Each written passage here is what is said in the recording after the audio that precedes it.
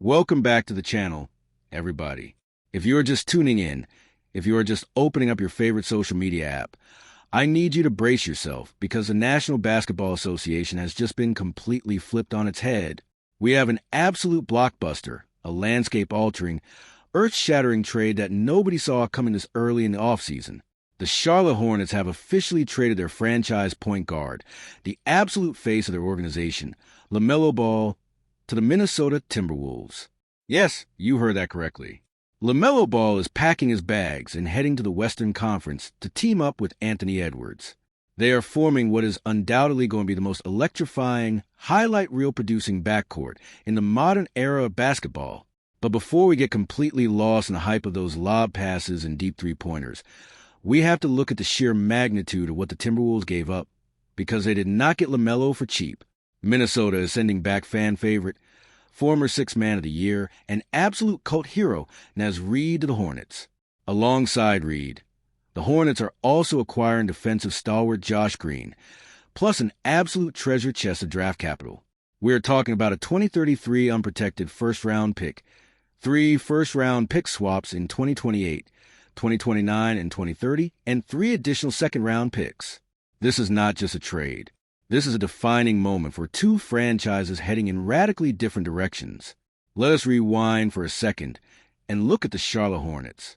For the past 6 years, LaMelo Ball has been the lone bright spot in an otherwise gloomy situation. He was drafted 3rd overall, won Rookie of the Year, made an all-star team, and brought a level of cultural relevance to Charlotte that the city had not felt in decades. Last season alone, he hit an unbelievable 272 three-pointers. He was their engine, but there was always a shadow hanging over his tenure. The ankle injuries, the constant trips to the medical tent, missing 141 games over 3 seasons prior to this last one. And even when he was healthy, the team hit a ceiling. They won 44 games this past year, but were easily dispatched by the Orlando Magic in the play-in tournament. The new ownership in Charlotte looked at that ceiling. They looked at the incredible rise of Brandon Miller, and they made the ruthless, calculating decision that their timeline no longer matched LaMelo's. Meanwhile, up in Minneapolis, desperation has been simmering. The Timberwolves are in absolute championship or bust mode right now. Anthony Edwards has ascended to a level of superstardom where you simply cannot ask him to carry the entire offense on his back every single night. Teams were building walls against him in the playoffs, daring anyone else on the Timberwolves to create a shot. By bringing in LaMelo, the Timberwolves front office is betting the entire future of the franchise that they have found the ultimate offensive co-star. But in doing so, they have gutted their identity. Losing Naz Reid is a devastating blow. Reid is a phenomenon in Minnesota, an undrafted player who turned himself into an elite big man who can stretch the floor, put the ball on the deck, and bring relentless energy. Given that the Timberwolves just traded Julius Randle earlier this week, their front court depth behind Rudy Gobert is entirely gone. They have sacrificed their imposing size for elite perimeter firepower. Transitioning into exactly how this looks on the basketball court, let us really analyze the Minnesota Timberwolves' new reality. The pairing of Anthony Edwards and LaMelo Ball is a theoretical offensive masterpiece. For years, we have watched Anthony Edwards face suffocating double teams in the fourth quarter. Now, if you trap Edwards, the ball swings to LaMelo Ball, a guy who can shoot from the logo and who possesses some of the best court vision in the history of the sport. The transition game is going to be unstoppable. LaMelo's ability to grab a rebound and instantly throw a 70-foot hit-ahead pass to a sprinting Anthony Edwards is going to generate so many easy points. Edwards will finally have the luxury of playing off the ball, spotting up for wide-open threes, and saving his incredible athleticism for defensive stops and crunch-time isolation plays. But the defensive side of the floor for Minnesota is where things get incredibly complicated. The Timberwolves built their entire brand on being big, physical, and impossible to score against in the paint. With Naz Reid and Julius Randle gone, the entire burden of interior defense falls squarely on the shoulders of Rudy Gobert. If Gobert gets into foul trouble, or if he is forced to switch onto a speedy perimeter player, there is absolutely zero rim protection behind him. Furthermore, LaMelo Ball has never been known as a lockdown defender. He has the size and the length, but he often loses focus off the ball and struggles to navigate through heavy screens.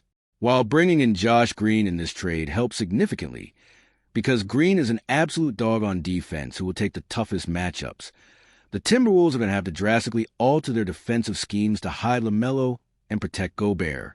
Now, let's completely shift gears and talk about the masterclass in roster reconstruction happening in Charlotte.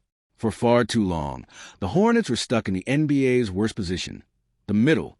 They were never quite good enough to make a deep playoff run, but they were never quite bad enough to secure another top lottery pick. By making this trade, they have officially ripped the Band-Aid off. The keys to the franchise now belong entirely to Brandon Miller. Miller showed incredible flashes last season, proving he could be a dynamic, three-level scorer. But sharing the court with a ball-dominant guard like LaMelo meant Miller often had to stand in the corner and wait for his turn. That era is over. Miller is now the undisputed number one option. The offense will run through him, and alongside rookie sharpshooter Con Newpel, the Hornets have established a terrifying, highly skilled wing combination for the future. And we cannot overlook what Naz Reid brings to Charlotte. He is 26 years old, fitting their timeline perfectly. Reid gives him a legitimate versatile big man who can score inside and out, providing stability and veteran leadership to a young, impressionable locker room. Do not be surprised if Naz Reid becomes a primary focal point of their offense and puts up career-high numbers next season. But the absolute most dangerous part of this trade for the rest of the league is the financial flexibility Charlotte just created. By shedding LaMelo Ball's massive maximum contract, the Hornets have opened up a staggering $40.8 million trade exception. To put that in perspective, that is the largest trade exception in the history of the NBA. In this new collective bargaining agreement era, where teams are absolutely terrified of crossing the second luxury tax apron, the Hornets are now sitting pretty as the ultimate financial predators. Desperate teams looking to shed massive salaries are going to call Charlotte. The Hornets can step in, absorb those bad contracts using their historic trade exception, and demand even more first-round picks as compensation. Alternatively, they can use that exception to acquire a disgruntled star who perfectly complements Brandon Miller. They have completely unshackled themselves from salary cap hell. When you take a step back and look at the sheer amount of assets the Hornets acquired, it is staggering. Securing an unprotected first-round pick in 2033 is brilliant foresight. By 2033, Anthony Edwards will be nearing the end of his prime.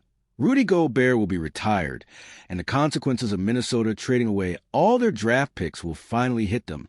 That 2033 pick could very well be the number one overall selection. Add in the 3 pick swaps, and Charlotte has basically tied their future rebuilding success to the eventual downfall of the Timberwolves. It is a slow, methodical, incredibly smart rebuild. This trade perfectly highlights the two completely different ways teams are trying to win in today's NBA. The Timberwolves are telling you that the future does not matter. They are acting with intense urgency, pushing all their chips into the center of the table and gambling that an unstoppable offense can win a championship right now. They are risking their entire future and alienating a portion of their fan base by trading beloved role players, all for a shot at a ring today. The Hornets, on the other hand, are playing the long game.